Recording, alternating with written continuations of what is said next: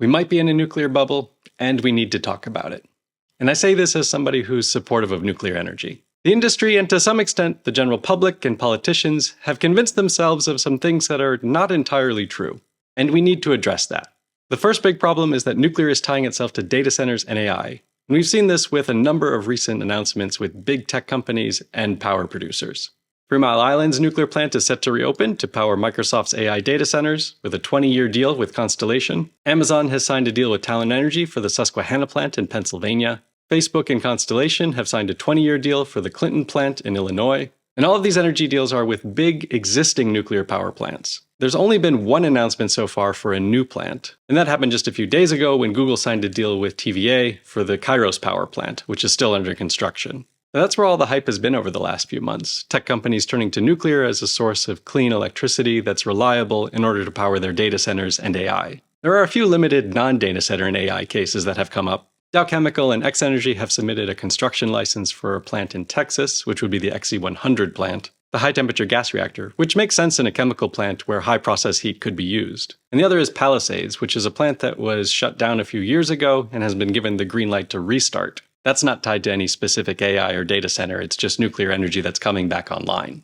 But overall, most of the interest has really been around powering data centers, especially for small modular reactors, almost none of which have been built so far. And that's really tying the future of small modular reactors and nuclear energy to data centers and AI, which, as we're starting to see, isn't having the most reliable predicted future that we might have thought. And while there is a general consensus that data center growth will continue, the amount that it will grow by is actually varying quite widely, with it expected to grow from 4.4% of total electricity in 2023 up to a range of between 6.7% and 12% by 2028. And that represents dozens, if not hundreds, of small modular reactors, depending on which end of the scale it lands on. And there's good reason for a lot of that uncertainty, because AI isn't turning out to be the end-all, cure-all that we thought it might be. MIT just put out a report stating that 95% of generative AI pilots in companies are failing. Despite the rush to integrate powerful new models, about 5% of AI pilot programs achieve rapid revenue acceleration. The vast majority stall, delivering little to no measurable impact on profit and loss. Which means that despite widespread adoption, at least among consumers who seem to be enjoying generative AI, companies are also adopting it, but they're not seeing any change in profits, they're not getting a return on their investment. Which, unless that turns around, businesses are the real big spenders in terms of IT and technology, not consumers. And if businesses don't see a return on investment from AI, they're not going to be as inclined to spend money on it, which means we're not going to need as many data centers as we're projecting, which then means that the energy demand isn't as high, which then means that a lot of these prospective nuclear projects aren't going to materialize because the demand simply isn't there anymore. So tying nuclear projects to AI and data centers isn't necessarily going to be as good as maybe we're hoping. But part of the problem might be in how these companies are actually deploying AI. The MIT report states that purchasing AI tools from specialized vendors and building partnerships succeeded about 67% of the time, while internal builds succeeded only 1/3 as often.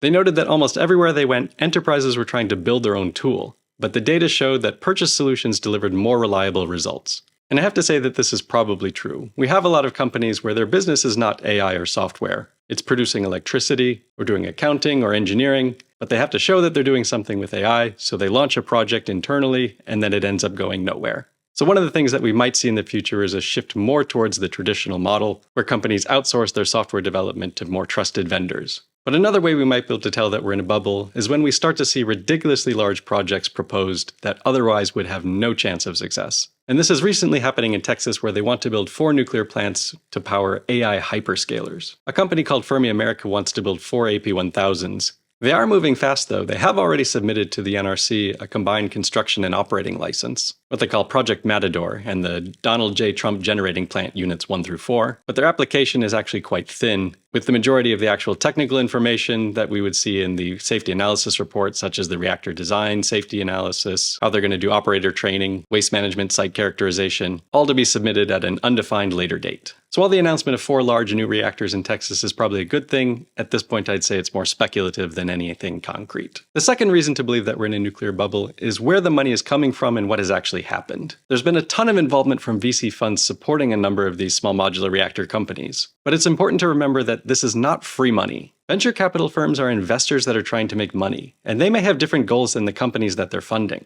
The goal of a nuclear startup is often to push a new technology or a different approach. And that could be something like a different fuel type or a different operating mechanism, or to try to generate lower costs or whatever. And I'd argue that a lot of these startups share ideals such as clean energy, energy security, pushing the boundaries, and many of them are led by passionate commercial or technical founders who care a lot about nuclear energy. VC funds have a different objective, though. Their goal is to invest and then make money on the next round of funding, and then ideally make even more money on the next round of funding. And eventually, the ultimate goal for a VC fund is to exit from the company, either through acquisition or through a public listing. And we've seen that with a few companies already going public on the market. VC companies are looking for high growth potential unicorn companies, and they give them enough cash to get just to the next round, when they hope that the valuation will be higher and they can start to make a return on their investment. Other goals such as climate or technology are part of it, but really that just helps them evaluate the different companies that they're looking at. Slidebean has an excellent video on the economics of venture capital, so if you're curious about how that actually works, I'll leave a link to it below. But my point is that while venture capital is exciting and it does fuel the growth of a company that it otherwise probably wouldn't have, its goals may not be directly aligned with what the company itself is trying to do or accomplish. Venture capital expects growth over sustainable revenue and profit. Venture capital funds reward announcement velocity, which is why you see a lot of the companies that are getting these funds start to make a lot of public announcements about what they're doing and even overselling some of the things that they're doing. This can create a bit of a hype cycle for companies that are otherwise progressing fine, but appear to be going faster than they really are. Which brings me to the final point of how we might know we're in a nuclear bubble. SMRs are, for most cases, not the correct fit. SMRs, especially those based on larger existing plants, are inherently less efficient. Different approaches such as molten salts or liquid metals can help mitigate some of these effects, but they can't eliminate it entirely, because ultimately it's the small size that makes them less efficient. True upfront capital costs are lower and construction should theoretically be faster, but the output is also lower. The Nuclear Energy Agency put together a nice report on this. The economics of SMRs, capital costs, operation and maintenance, and fuel costs are not yet known. SMR designers stress that their concepts offer enhanced nuclear safety and allow for the implementation of unique passive features. Many SMR designs benefit from a reduced number of structures, systems, and components, and from simplified power conversion systems. Because of the smaller upfront investment required for one unit, plants with SMRs are expected to be easier to finance. Plants with multiple SMR units offer better flexibility for utilities operating in markets with large shares of varying renewable generating resources or operating in small grids. And a multi-unit configuration helps avoid a long outage period through unit-by-unit maintenance and refueling. And variable costs, O&M and fuel costs for SMRs most likely will be higher than for advanced light water reactors. Fuel costs are expected to be higher because of smaller core sizes and a less efficient use of the fuel. And this is something that's physically unavoidable. A smaller core will leak more neutrons out, despite whatever you do in terms of shielding or reflectors, and it's just less efficient overall. O&M costs will depend on the capability of the SMR designer to prove to the nuclear regulators that security and operation requirements could be achieved with fewer personnel. Consequently, if SMRs are produced in a series in factory conditions, they are likely to be cheaper than advanced light water reactors in terms of both absolute and per kilowatt-hour total construction costs, although they will have higher variable costs. But again, there's a bit of speculation here because we haven't seen the factory production of SMRs yet. There's been a lot of proposals, but nobody has gone out and built 10 SMRs anywhere yet.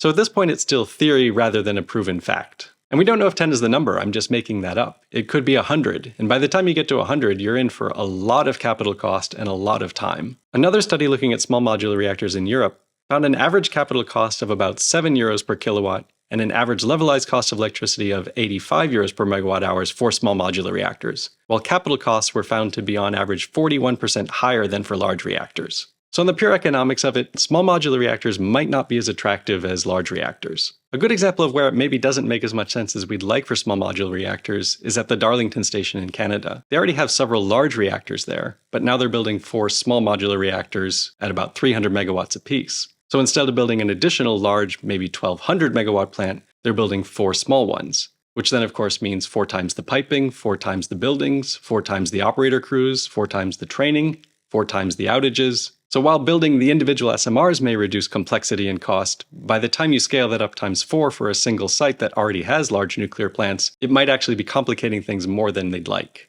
You still end up getting 1200 megawatts, but now you have to do 4 times as much in order to get there. Large plants are inherently just more efficient from economies of scale. If we look at other industries like airplanes, most designs have gone from 4 smaller engines down to 2 larger engines because they're more efficient. Similarly, if we look at electric cars, most have only 1, maybe 2 motors. They don't have 4 small motors, each one powering a different wheel, because that just adds complexity. Each individual motor is cheaper if it was smaller, but one large one is just more efficient. And anybody who's worked at a multi-unit site will tell you the more units you add, the more complex the operations and maintenance and refueling and refurbishment periods get. Trying to coordinate outages for 2 or 3 reactors is manageable, but if you had to do that for 8 or 12 reactors, it becomes almost an impossible scheduling nightmare. And while the designers will say, yes, the outages are going to be simpler and easier, we haven't seen this in practice yet because none of these plants have been built. Every large reactor designer has also promised that their design is going to be easier to do outages and maintenance, and while they have reduced it from the original designs, it's still a big effort for the work management teams to coordinate all of that. So for existing sites that already have large reactors in place, building many small reactors doesn't seem to make a lot of economic or work management or operational sense. Now, I don't want to say that SMRs don't have their place. They certainly do. 300 megawatts is very convenient if you're replacing something like a coal plant, or if the local electricity grid doesn't support it, or you need some sort of remote power for microreactors. But most use cases in developed countries in the West that have large grids, that have large plants, putting down small modular reactors in place of large ones often isn't going to make sense. So what does all this mean? Are we in a nuclear bubble? There's a few things that we can use to check our sanity. Number 1, are people actually buying these plants? Are they buying the power that's coming out of them? Are they signing power purchase agreements? Is there somebody to take the electricity that comes out of these new designs actually stepping up? One of the first rules in business is, do you have customers? And this is where a lot of these companies need to start making some headway. Number 2, are the development milestones being reached? Are technology development schedules on track? Are they building what they say they're going to build? Are they getting the regulatory approvals that they need? And number 3, is the cost reasonable and repeatable? Is the dollars per kilowatt hour reasonable? And is it going to be something that can be repeated across multiple projects? If you're looking at a company or a design and you're not seeing a lot of yeses to these questions, then yeah, we might be in a bubble. I know this is a controversial take, so let me know in the comments if I'm wrong. I'll be happy to read it. And do like and subscribe if you found this at least interesting. It does help the channel out enormously. And thanks for watching.